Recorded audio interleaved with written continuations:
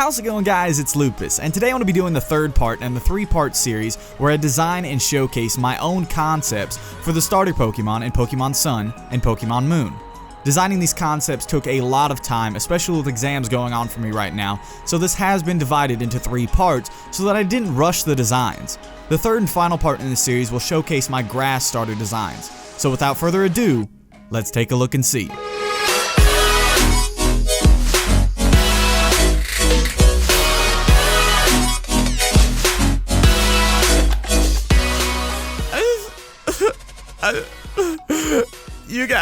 You guys are too damn much.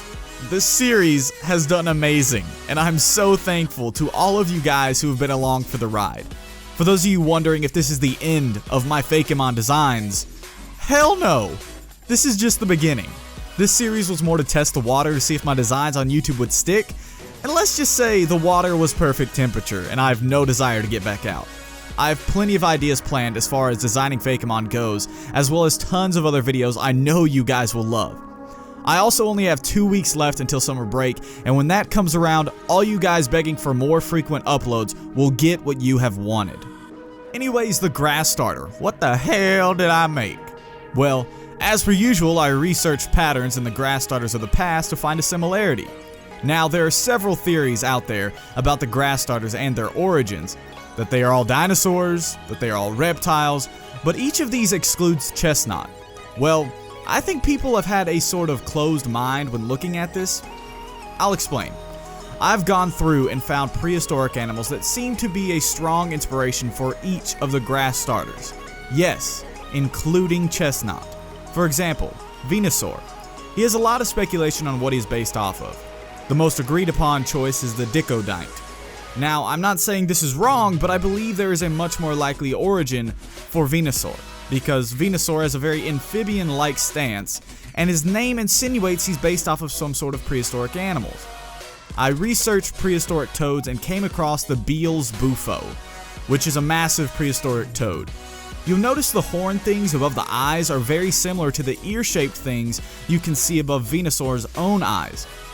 I don't know, to me, this seemed to be the most visually similar animal to Venusaur. Just like with Venusaur, I tried to find matches for all the other animals as well. These aren't confirmed as being their actual origins, but they definitely fit. Meganium is a Brachiosaurus, Sceptile is a Dilophosaurus, Torterra is an Ankylosaurus, Serperior is a Titanoboa, and Chestnut is a Doedicurus. Did you guys forget about this thing? Seriously, it's literally a massive prehistoric armadillo, except with more spikes on its shell, and a almost chipmunk-like face, just like Chestnut. I don't know how people miss that connection, but Chestnut looks more like a Doedicurus than any other animal I've seen him compared to. So yeah, every grass starter to date has been based off of some sort of dinosaur or prehistoric animal, and I'm sure you're wondering what I chose as a basis for my starter. Well, another interesting thing about the grass starters is that these dinosaurs evolved from these small, everyday creatures that are still alive today. Sceptile evolves from Trico, who's supposed to be a leaf-tailed gecko, Torterra evolves from Turtwig, who's a turtle, so on and so forth. With this in mind, I decided to pick a dinosaur that I wanted as a final stage, then draw it and work my way back. The dinosaur I chose is a Stegosaurus, because I feel like it's high time that we've had one. And after I got this image in my mind, I kind of pictured it evolving from a Komodo dragon for some reason. Almost like the Komodo dragon slowly stood up more upright and grew spikes on its back. With this in mind, I began work on the previous stages and came up with this guy, Shrubtile. He's a small little lizard that I really feel portrays the idea I was envisioning as a small lizard evolves into a massive dinosaur. As Shrubtile evolves, he changes into this guy, Gromodo. In this stage, he progresses more from a small lizard into a Komodo dragon and becomes much more intimidating while still having an almost incomplete look, like there's still one more stage to go. And of course, there is, in the final stage where the Komodo dragon changes into a massive, daunting, tanky Stegosaurus, Tregrosaurus. I honestly think this is my favorite of the starter designs I've made in the series, and I'm usually not the guy who chooses the grass starter, but if this guy was put in front of me, I'd have no choice. While making him, I wanted to capture the large, tanky personality that 2 of my favorite grass starters have had, both Venusaur and Torterra, and I think it turned out A1. Typing wise, this guy would be an awesome grass rock starter. As far as stats go, he would obviously need a lower speed while having really high both physical and special defenses.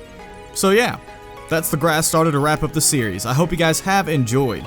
If you did, please be sure to like and subscribe if you haven't already. I would love to hear all your opinions in the comment section down below, and as always... Wait! Joey?